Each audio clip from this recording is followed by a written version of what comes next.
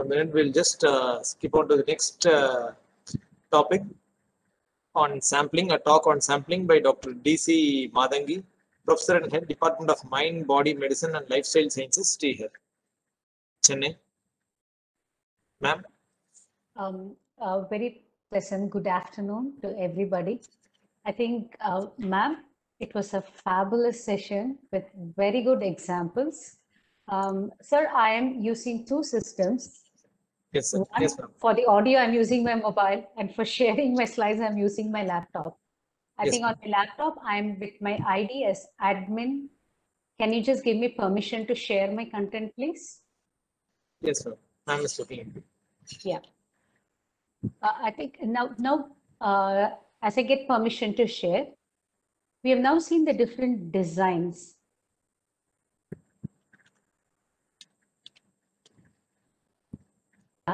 The particular sample, because our population is huge. From that, whom am I going to pick? How am I going to pick? Who are the people on whom I'm going to do the study? I think that's the next question we need to answer. Okay, so in this session, I'll be touching on that part. I've still not got the permission, sir. Ma'am, there are two systems in your name. We don't know which one to make it into sharing no, option. you have to. So I am in the name of admin. I have sent a text to you, ma'am. That's why I sent a text to you. Ma'am, there are two admins. One is you and one is Dr. Bhatt. Yes, okay. So we don't know which admin. I'm sorry for the confusion. Ma'am, actually, the first admin which kept the video on, that is our sirs, ma'am. The video symbol is there. I have not kept my video on. I'm using only my audio because I don't want too much of confusion happening here. Okay. I think I'm getting permission to share. Yes, ma'am. Yeah. Okay. Thank you for giving me the permission, sir. I hope my slide is visible now. Yes, ma'am. Yes, great. Yeah, I think this is good. When I'm having two systems, it gives me a clarity of what I'm showing. Great. So now from this big population, I'm just going to pick somebody. How do I pick somebody is what is sampling. Okay. What method can I use for picking the somebody on whom I'm going to do the study, because I can't do on the entire population. So in this session, I hope I'm able to meet these objectives of knowing what is sampling, the need for sampling. These two are more of theory, but the importance is the various sampling methods and the types that we can adopt. Okay. So by definition, if we see what is sampling, it's just more of a theory part of it because you have a pre and post test. It's a smaller set of data that a researcher chooses or selects from a very big population or with a predefined selection method. Thing to be highlighted is that predefined. You are telling whom you're going to pick, that you're defining it very clearly. Okay. So why are we actually going for sampling? I actually wanted to keep some polls or other things. For want of time, I've skipped it. Why are we doing sampling? The reason why we go for sampling is because I can't do on all the population who are coming here or all the students or any set of defined population I need to do. I'm just getting sampling some. It's almost like, if everybody can understand Tamil, oru paana sotrukku oru soru padam mari. So if you want to see if your rice is cooked well, you just take one to put it between your fingers to see if you can squeeze it well. That's the same thing as sampling that we use here. Just take a small amount, which is a representative of the larger population, so that I reduce the cost as well as the time. Most importantly, where we leave to use is the resources. When I say resources, it's not just the kit or other things that we might use. Even the manpower is a resource there, whom we are going to spend in data collection. The next important thing is when I'm going to do something small, the accuracy of my data, I can put more into it. Like probably I'm going to try something. I can go into the mechanistic aspect rather than only knowing the end result. So it could be accurate, actionable, and agile. The feasibility is definitely better when my sample size is smaller. Okay, so I go in for that extensive and exhaustive data collection so that I come in for a definitive conclusion, right? But all these things when I'm going to do, if my sampling technique is appropriate, I can apply it to the larger population, right? So using the appropriate sampling technique becomes imperative here.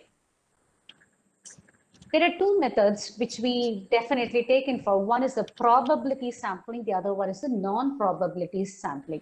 I'm sorry for just going in for some theory for these few initial slides. When we say about probability sampling, now the researcher identifies, as I said, the predefined selection criteria. I identify these things. Whoever fits into this, I'm going to select them randomly. So choose the members of population randomly. And all the members definitely have 100% chance or 50-50 chance of getting selected or not.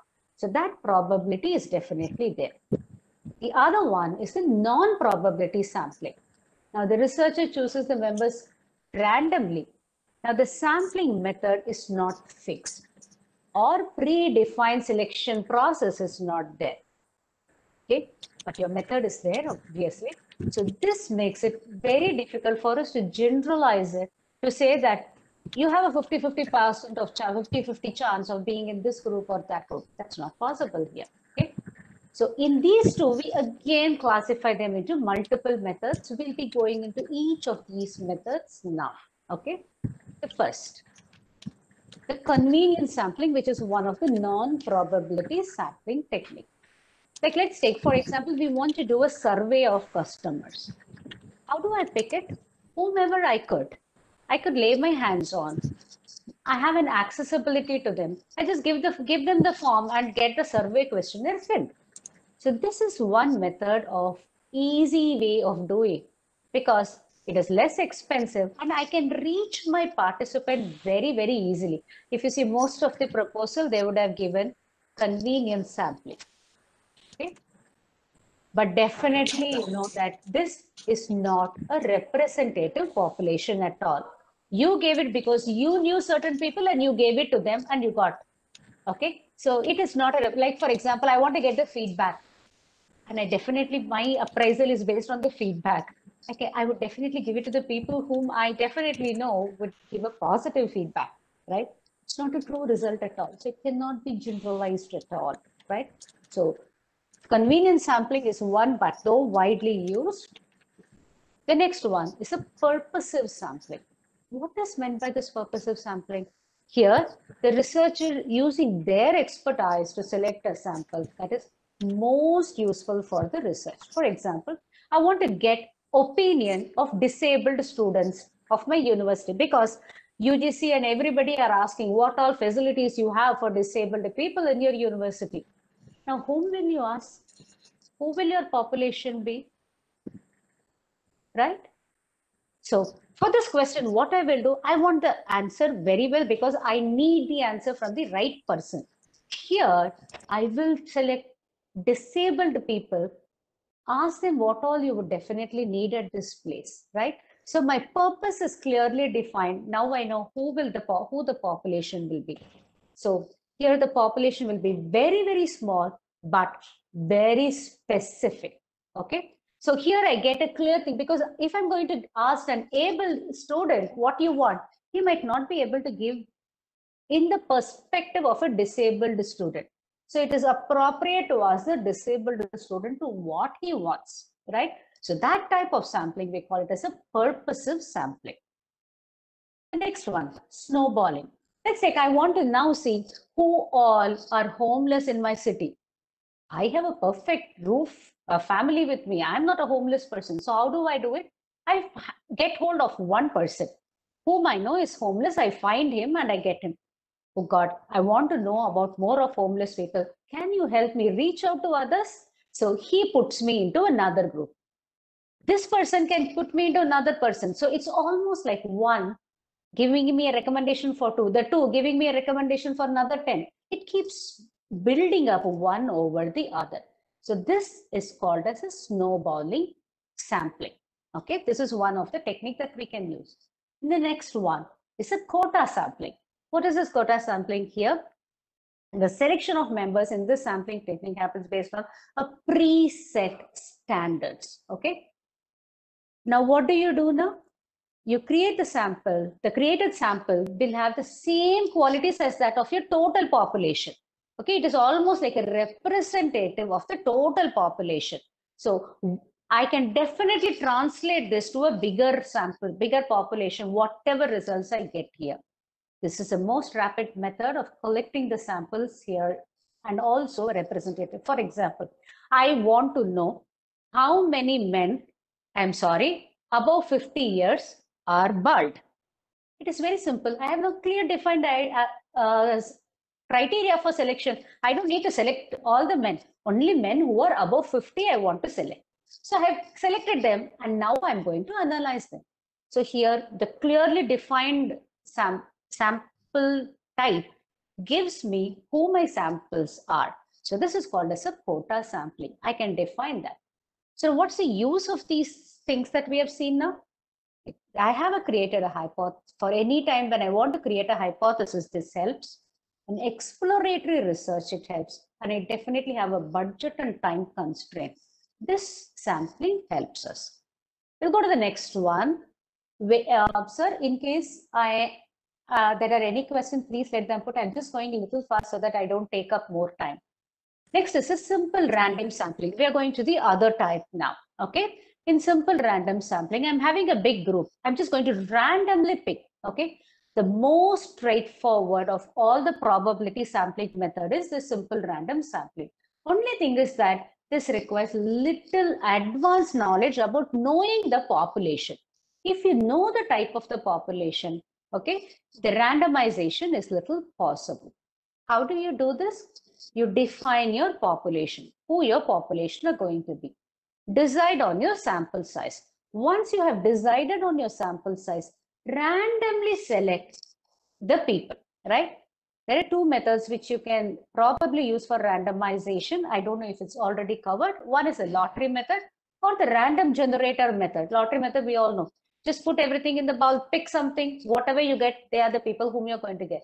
Or random number generator, you have software driven random number generator. Every alternate sample, who walks in, you're going to take, or the first person who comes, 8th person who comes, 12th person who comes, 25th person, my number which has got generated, I have that. Whoever comes in, such a person, I keep taking. That's another random sampling technique.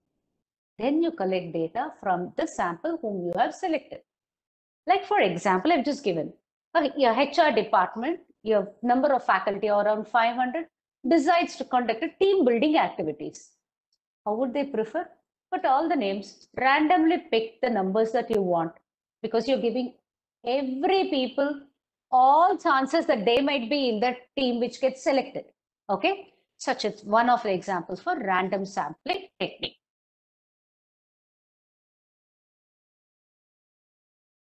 Cluster sampling. This is one which we use in most of a community-based study. I have a defined population. Now I cannot use a random sampling here. Let me again make them into cluster. The one important thing in this cluster when we make this is use all diverse demographic details that you want for each of the cluster and see to it all the clusters are almost identical. Okay, there is a similar distribution of the characteristic in all the cluster. Now, from these clusters, you randomly select which cluster you want to take. And now you collect the data from this cluster that you have taken. Nowhere have you done choice-based or convenience-based sampling here. Here you have literally done a randomization here. Sometimes people use the blocks, blocks, and then the electoral rolls, another thing they keep using. Take complete district, you could divide it into blocks. Each of the blocks, from that you randomly select a few blocks that you want to, because you know everything is okay. You can again go to the next one.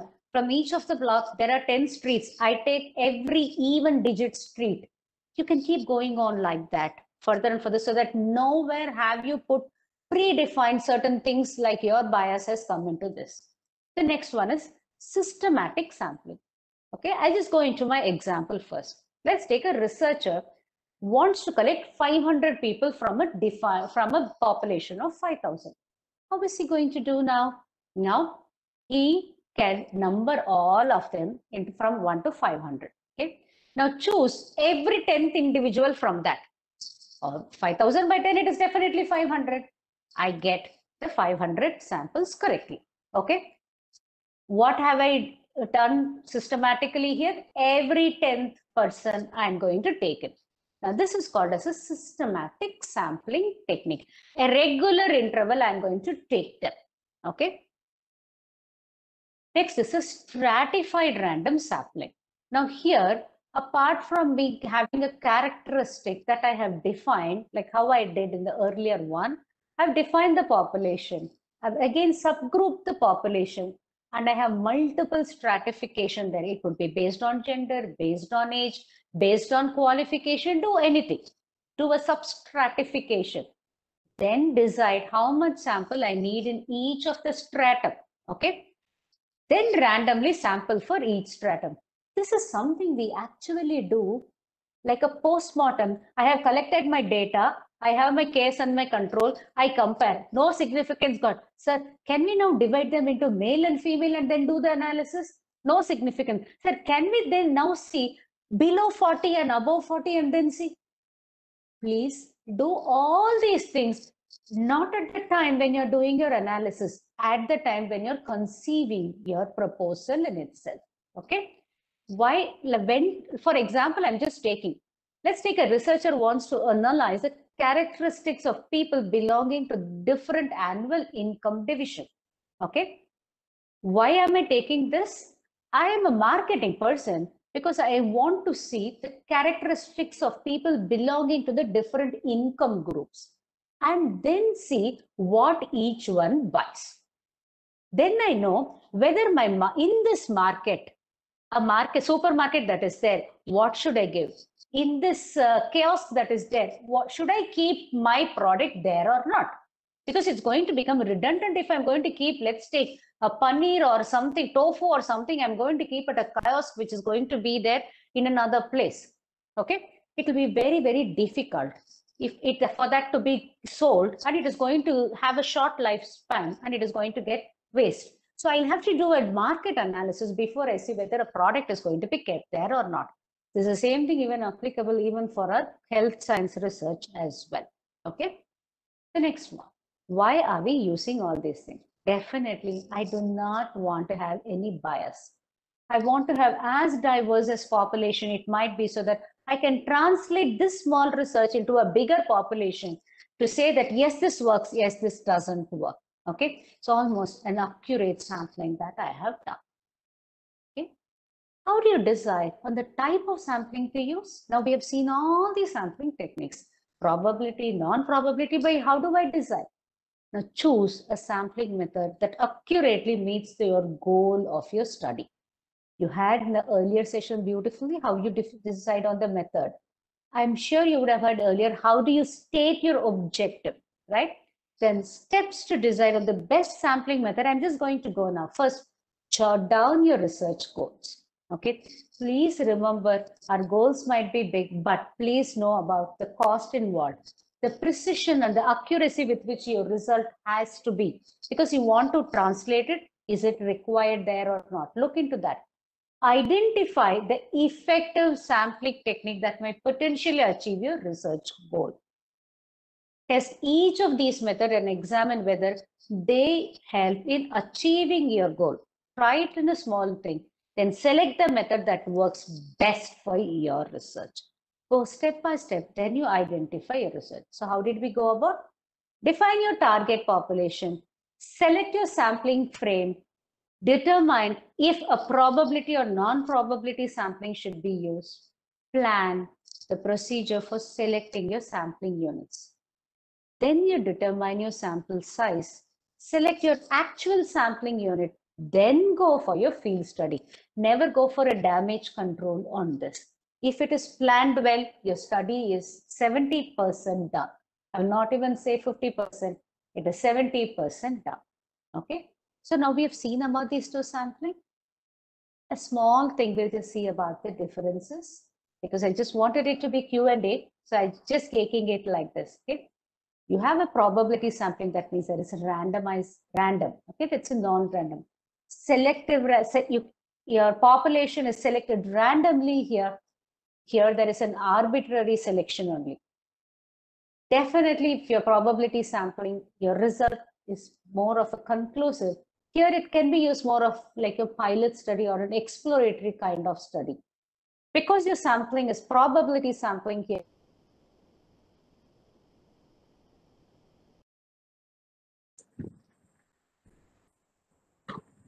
Ma'am, we are not able to hear you now. Dr. Madangi, ma'am.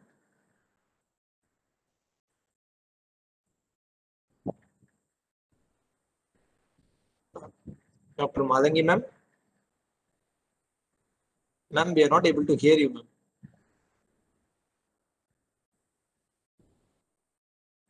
Am I audible?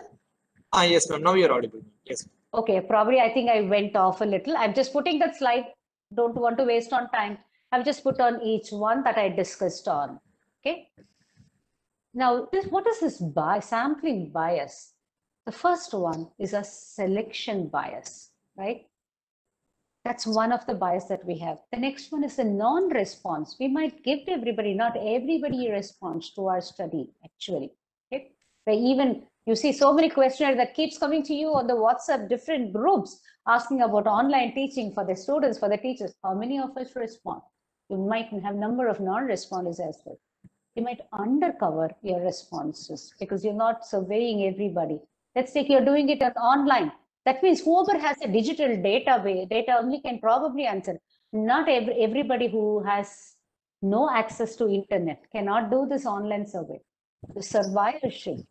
Sometimes you just want to give a positive result, so you select appropriately because we know that most of the time we had one sir telling that we are doing research for the sake of research, for the sake of publication or for the sake of promotion and other things. Yes, if you want to get it published, most of the time it's only a positive result which gets published, not a negative result. So that survivorship makes you go in for your sampling bias only where you will get a positive result that you're expecting for. Okay. I hope my slide is visible because I just got a question. That slide, please. Is it visible, sir? Yes, ma'am, it's visible. Great. Okay. Now the pre-screening or advertising is probably one way whereby which if I've seen the advertisement, I take it. Otherwise, I don't. I call in for volunteers now, which we definitely had initially when the COVID vaccine came, right? So that can also have a problem when we are doing it. Healthy volunteers, again, that's another thing when we're doing it for is a representation. What do you mean by health here? Okay, so there are a number of things which comes into the sampling bias. When we are doing a study, not only the type of sampling that we need to take, we need to try to avoid each of these bias. I've already shared my mail. I think probably it should reach you before I complete my presentation so that you can share with the participants because I've given the examples as well. Okay. How do you avoid desampling bias? Definitely be very careful in designing your research and identifying your sampling procedure. Define your target population and your sampling frame that you wish to use there. Match the sampling frame as much as possible to your general population, right? Let it be as representative as possible. Make an online survey as short and accessible as possible because we know when students give a feedback, how they keep ticking the center one most of the time. You don't get a true response most of the time when your questionnaire is large, okay? Or I should say long questionnaire, okay? Follow up on non-responders. Don't give up. They might be one of your key person giving you, might be outlier also, but you might have a very valid direction where you need to focus your future research on. Avoid as much as possible convenient sampling. Okay, this will help us. Sir, I just have a few things on sample size. Do I have time? Yes, ma'am. You got 10 Okay. minutes, ma'am. Yes, ma'am. Okay, fine. I'll just only going to give a snapshot of it because we have 10 minutes time. I can't go into it in detail. But when you're calculating sample size, please do it with a statistician. That's always better. But when you go to a statistician, please have answers for these things. Number one, plan your study appropriately. What are the questions that you want to be answered through your study? When you go there, they will ask you, what is your primary outcome? Please identify which is your key outcome. That is your main objective of your study. The first one that you put, your aim of your study. Please be very clear to identify what is your primary outcome. What are the statistical methods which you would like to use? That's the first thing. Please be aware when you go there. Now specify the parameters. This is more for you because it will help you, right? What parameters are needed for your statistical analysis? Are you looking for a mean, a range, a median salary that you want, or you actually want the salary? What do you want there? Okay, is it a confidence interval that you want? Do you want to do a correlation study? Do you want to stratify and then do your statistical analysis? Please tell all those things when the sample size is being calculated. Okay. Third step, choose the effect size appropriately. And the fourth one, know your power of your study so that you can compute your sample size. I'm just going to go into these two alone a little. Okay. The things that you should definitely. We have a separate session on sample size calculation. Fantastic. So then I don't need to go for it because I did message. You could use this time for if you want to use for some interactive activities. If there are any questions, can I take those questions if they are there? Yeah, please.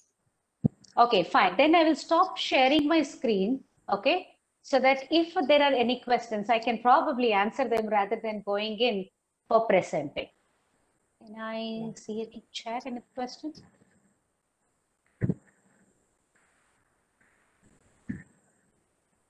Okay, I don't see any questions there specifically, sir. Ma'am, can you a little bit explain about the stratified sampling once again with some example? Okay, let's take, I would like to go in for some type of exposure in the households. How do I select which households will I go in for? I want to do it in a rural setup as well as urban setup, both. So that means I have two different cohort whom I want to do. Number one. Number two, how am I going to select the urban and how am I going to select the rural? Again, I can't use the same one there. I'll have to use differently. Am I going to go to a community? Am I going to go to the village, the panchayat, the streets? Whom am I going to assess there? Which way am I going to again break them down into? Which sort of villages am I going to go into? How far am I going to go into from my core area? I'm at Chennai. How much kilometers am I going is in my study area? Am I going to have multi-centric study? Each area is definitely going to have another stratification which can happen. Next, which are the villages that I'm going to take? Which panchayats which I'm going to take? I hope I'm all audible because my data is slowly getting drained out. Okay? Yes, ma'am, you're audible. So I then go in for that. Then even in the house, I can definitely, I've now identified the streets in the village that I'm going to take, not all the streets. From the 10 villages, I'm selecting the 3 streets randomly in that village. That's next. Next, in the 3 streets, which are the houses that I'm going to take? Okay. In that, how am I going to next take the houses? I can keep going on like that. So in this way, I'm sampling it. Now this becomes like I have not gone in for the first 5 people whom I'm going to see. I'm just going in to have a representation of how the different types of houses are. A pakka house, a kacha house, everything I'm going to take in that area. Then, but I'm going to have all of them into my data collection, which I may probably use if I'm going to have variation and other things. But these are going to be there into my stratification when I'm going to sample. Because it definitely varies. What I might probably have the type of wood they're going to use, the furnace they're going to use, the kitchen material, cooking material they're going to use, everything. All these things would come into the questionnaire, which can help me during my data analysis for my further stratification during data analysis. I hope I've answered your question. Can I add something here, madam? Sure, sir. This physical research, also when you do, sometimes this stratified sampling becomes important. Like I want to see neonatal sepsis, prematurity, and neonatal sepsis. So the prematurity starts from 22 weeks up to 37 weeks. What will happen is, suppose if I take late preterms, their mortality or sepsis rate will be less. If I take up very low prematurity, sepsis rate will be high. So if I want to study the effect of a medicine or outcome, then you want to have a sampling of the full premature population. Then I have to stratify them in the sense we take 10 from 20 to 24 weeks, 24 to 28 weeks, 28 to 30 weeks. So like that. Similarly, if you take diabetes and outcome cardiovascular disease, diabetes may be early diabetes, so or in the midway or maybe advanced case. So if you take samples, sometimes what will happen is you are likely to represent one group. So if you want to see the effect, then you have to have a stratified sampling. And also when you do analysis also, you can do subgroup analysis. Suppose if it is mild, what happens? Moderate, what happens? Severe. So it's very important when the population is highly varied, as Madam has said, there could be different type of population. So you want to take from all groups to get an idea what happens. So that all groups gets representation. Otherwise, suppose a population from the village you take, it may be elderly people or younger people. It may not be mixed population. Madam, is it correct? Sir, you have hit the nail up right. Thank you, sir. I think Thank you for inappropriate answer. answering that, sir. So nice. Thank you, ma'am. madam. Ma'am, we have got 2 questions in our chat box also, ma'am. We have got 2 minutes also. Like one question is from Dr. Usha, like how is the purposive sampling different from quota sampling? How is the purposive sampling different from quota sampling? Okay, very good question. Actually, when we are going to say it as a purposive sampling, like we are going to clearly define here what the researcher wants to gain knowledge about the specific phenomenon that they are looking for, right? It is very, very clear for the things that they want to see. That's purposive sampling. But in quota sampling, on whom I want to see, I'm identifying whom I want to, and then I'm going it there. So that will help in that process. So that's the simple difference here. Okay. Ma'am. Yes, ma'am. Thank you, ma'am. And one more from Dr. Arun Daniel. Sir has asked, like a hospital-based study usually follows a convenient sampling. The sample may contain participants from different geographical areas, say entire South India. In that case, to which population will the study result be extrapolated to? This is a very good question. I've just seen a number of articles where they do on PFT on construction workers in South India. Okay, I see some studies like that, but we all know predominant construction workers in South India are from the north. Now, I think we should be very careful when we are telling the domiciliary of a participant into the study. When we are putting it across to which, how do we define that the domiciliary is this? So that is one part of it, okay? So when I'm coming to specific question here, here they're telling like, now again, if you're going to put that into this question, then only we can say that am I talking it about the North Indian or a South Indian or a people from, I don't know, I do not like to put that deviation, the demarcation, somebody who is a Hindi speaking and then I'm sorry. There are multiple things. Just a minute. Okay, I hope I'm. Ma'am, now you can talk. No, I think madam's both devices got switched on audio. Yeah. So she's echoing between the 2 devices. Yes, ma'am. Yes,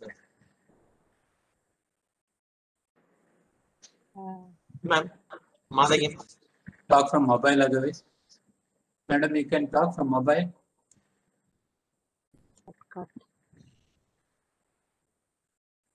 Rest of the things. So just give me a minute.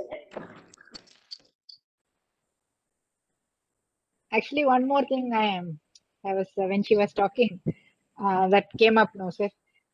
Going on this fishing expedition, she said all this whatever you want to do, this stratifications, subgroups, everything, you do it when you are trying to do the sampling and not when you are trying to analyze the data.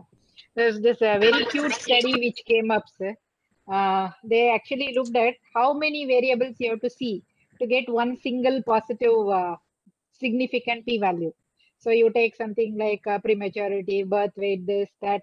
So if you study minimum of 30 variables, then there is a chance that 1.6 times you will get a positive p-value. It may not even be a correct thing. You know, so the research type 1 error you would get when you try and do that. So that was actually a cute study which came up. Very true, ma'am. We do all the stratification when we do analysis. That's where our limitation of the study comes in. And we definitely don't have, like sometimes we just say that I do the stratification, then we say that the chi-square test I want to do, it doesn't have enough sample in each of the group. Because we've not put that thought into our mind when you are doing, which is the sampling technique that I'm going to follow. Give it to the statistician appropriately and identify your sample size after that. We're putting even the statistician in the wrong picture at that time when we do all these errors. Thank you, ma'am. That Thank was you, very ma'am. nicely brought out. Thank you, ma'am. Sorry, I had to rush up because the time was short, so I couldn't give much examples. Thank you so much for the opportunity to be here. Thank you, ma'am. Thanks a lot. In fact, we should only thank you for winding up so fast. Thanks a lot, ma'am.